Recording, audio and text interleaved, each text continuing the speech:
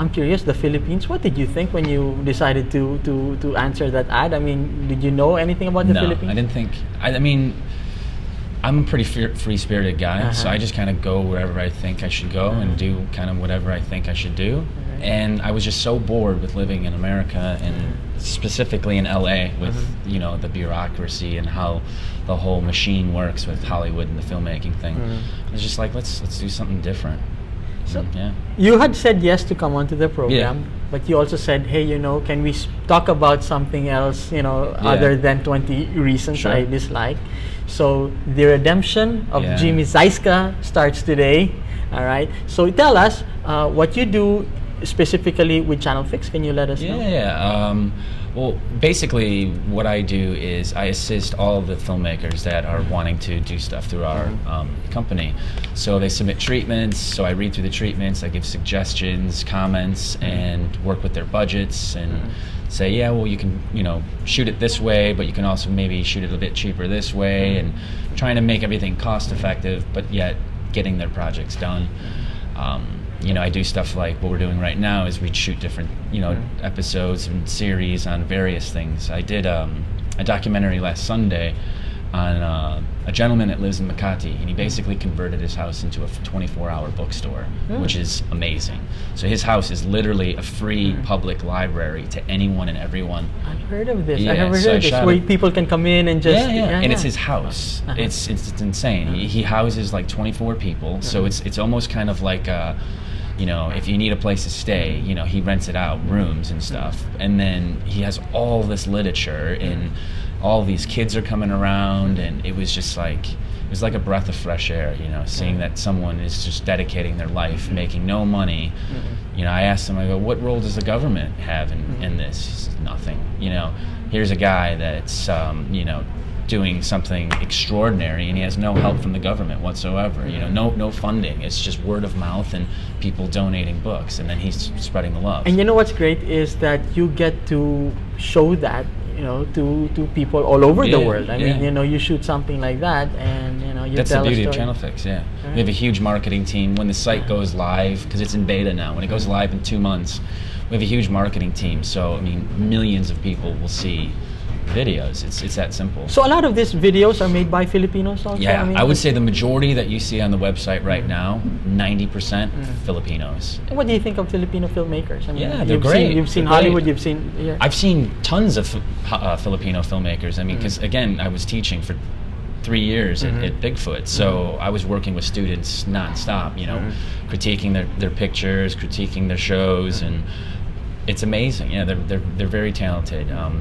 Filipinos in general are very artistically inclined, you know, whether it's song, dance, singing. I mean, it's pretty amazing. I just recently discovered as well, because someone approached us, I didn't realize that there's a large number of Filipinos that are actually the artists for comic books, like the Hulk, Superman. This is all like information that just doesn't make it to America. But yet the Americans are outsourcing all of this stuff here to the Philippines, because they know the Filipinos can do it. But yet you just don't know about it. You don't hear about it, which... So maybe you should make a video about that, about talented Filipinos. Yeah, there's a kid doing a documentary that approached us a couple months ago, so we might host it. The only reason that we didn't end up, you know, backing it is because he had a hard deadline and he wants to release it to the film festivals. So we said, you know, release it to the film festivals, because you can't show it online for a lot of festivals until, you know, you show it in the festival. All right. You're quite proud also of a video you did called Sexpat. Yeah, I did the production audio for that. Production audio. That Sexpat is quite a haunting piece, doesn't it? I mean, it stays with you after.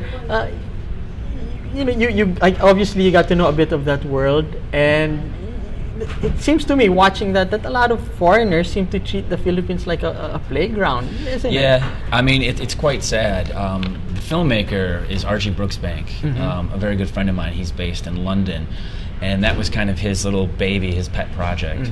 And the guy that's featured in it, Danny Anaya, he's a pretty extraordinary individual. Highly intelligent, but like anybody has his vices, and you can see a natural progression through that documentary where, you know, he admits that he has these issues and all that, up until the point where he's almost ashamed. He is ashamed of himself, you know. And with any documentary, there, you know, for it to, or film, there, the success of that show is, you know, on that character arc. And here is a real life situation, and you see it unfold. I mean, when we were shooting it, there was times where he'd just break down and cry, you know, and it's just like, wow, this is. You know, this is uncomfortable for him. This is uncomfortable for me, and I'm just holding a microphone. You know, it was intense too, because we would go to, you know, pretty seedy areas, and we'd have like a bodyguard with us and stuff like that, and it was pretty crazy. You know, it was a bit scary. You know, you may want to erase 20 Reasons I Dislike from your memory, right? You obviously wouldn't want to be marked by it for the rest of your life, but you must admit it did some good. Yeah. Let us know what happened in Cebu after the video came out. Yeah, to be honest, I really don't read too much of the tabloids. I save them for one day when I'm old in a wheelchair and I want to read them. But from what I've read and what I understand, almost immediately there was some, I don't know, like local barangay police officers. They were actually released from their duties because basically they weren't fulfilling their job, you know, description, which was, you know, keeping the kids off the street and the beggars, and so they immediately instilled like a new workforce for that specific area. But not only that, they also created a place where they can, you know, have homeless people go stay for a couple days, so they're not staying on the streets. And you know, there's various things that I read in the Sun Star that they were doing, I mean, within 5 to 7 days. Currently now, you know, we're in July. I really don't know. I haven't been back, but I hope they're you know, making some changes. You know, change is good. Correct. Exactly. I mean, have you given that thought about change, but it has to be forced upon people? You know, what came to your mind? Well, post Backlash. Well, a little bit of fear, a little bit of happiness, right? Because, you know, when I actually did the show, I wasn't really thinking about any sort of backlash or anything. I was just like, okay, yeah, let's just do it, you know. And just the only way that I thought anyone would ever even listen to it is if I was vulgar, like if I swore. Because if I treated that situation, you know, like, you know, this is an issue, and, you know, we should probably take a look. You know, people would probably turn it off, right? Right. But if you have this ranting, you know, American, you know, swearing and cursing, stating the obvious, and most of what I was saying were facts, you know, people were then going to listen. So that was about as much thought as I put into that. And speaking of which, you know, back in the old days, when you had an idea, an advocacy, you know, you'd go to do speeches, make pamphlets, newspapers, radio, TV. But now, with new media, how can one use new media to get your ideas out? Yeah, I mean, it's pretty effective. I mean, now, you know, they have these DSLR cameras that they shoot, you know, HD. Just about anybody with, you know, a voice that wants a message to get out there, it's quite simple to get that across. Again, we didn't plan for this video to go viral or anything like that. You know, we shot it in, you know, last September. I forgot about it. I didn't even watch it. Most of the stuff that I act in or that I host, I don't watch it. It's just hearing my own voice and watching myself. It's just not something that I'm interested in doing, you know. But then when the backlash and all that came, I was like, I should probably watch this. I should probably see it. And looking at it, what did you see? The power of words, of images, right? I think you saw that. Yeah, but I mean, again, I didn't plan for it. That's for sure. No, but I mean, it's quite simple. If you have a voice, if you have a message, you know, grab a camera, shoot it, and get it out there. Yeah, get it out there. Okay. So you've been here how long now? 4 years? Yeah, am I correct? Yeah. 4 years in the Philippines. Yeah, and this past May. And you don't see yourself going back and leaving the Philippines? Not right now, no. I'm having fun. It's good fun. Yeah. That's good. What else? I mean, you've said, you know, the people, warm people, and I think that's what you said, right? Yeah. I mean, the people here are amazing. There's so many different textures to the Philippines. You know, you have big cities like Makati and Manila, right, where you can get your fixes that way. You know, whether it's, you know, good quality food or a nice resort living or whatever it is, or you can just go to, you know, North Visayas to like Malapascua, where there's nobody, and just chill on an island, and you know, I mean, the options are just unlimited here. There's so many different various things that you can do. You can go boating, you can just chill or whatever. It's great. I mean, yeah, Jimmy, I love it here. Good. Jimmy Sieczka, thanks for coming. Yeah, thanks for having me. All right. We'll show one more video. You are going to have a series out. It's The Westerner, where you play a doctor. The Westerner was pretty intense. That was about 14 days of nonstop shooting. And when the 20 Reasons video came out, that's the first day of principal photography. So it was pretty intense because people started noticing me. And then when you have cameras and stuff like that while you're shooting, it's even more obvious that I'm me and that guy. So it was very intense, you know, to the point where I was telling the director, don't use my name when you call action, just use the character's name, Andrew Day. But basically, The Westerner is about an American, similar to me, that kind of gets upset with the way the whole system works, the whole machine of the pharmaceutical industry.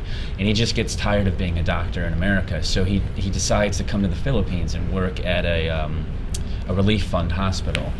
And while he's there, he's approached by two people from the Red Cross that say, you know, we need to take your funding and move it to a different area in the Philippines, basically shutting down my facility where lives will then be, possibly, lost. And this is kind of the turning point for my character, where I actually decide to turn from, the good guy, the doctor, to kind of the bad guy, risk taker. And I devise to continue, so that you'll be able to continue what you were doing, your character was doing. I basically devise a plan of giving the money to these people and then stealing it back, and not doing the proper research to find out, because I'm basically suspicious that they're not who they say they are. And rather than doing any sort of research or anything, I just decided to do that. And rob them. Yeah, basically. And I devise a plan to give them the money and steal it back. And basically, this first opening episode for the series is 40 minutes. And I'll leave it there. You guys should check it out. It'll be on Channel Fix. And the idea is to make it a series if it's if it gets attention. We're already talking about writing the next 8 episodes and just hammering out in 3 months. So hopefully we'll do that starting at the end of the year. And it was all shot here, and the guys that were part of it were Adam Lincoln Helt and Mike Goodman. Adam Lincoln Helt and Mike Goodman were the two gentlemen that hosted 20 Reasons I Love, and Mike Goodman was the producer of both of those. So it's all of their vision, whether it's camera work or writing, and it's gonna be really good. Best wishes with that. Thank you. Iconoclasts. That was one of the names you were thinking of for this program before settling on Breaking Glass. Maybe because I had a hard time saying it. Iconoclasts. I mention that because if you've seen all the episodes, they've been marked by people, young people, who bravely set their own course. Now, you may not like the way they do it, but they may be loud, demanding, intense, pasaway, but they expose the very truth. It's painful about ourselves. But you can't deny the fact that, to borrow from Margaret Mead, her quote that says, "Change is always brought about by just a dedicated few."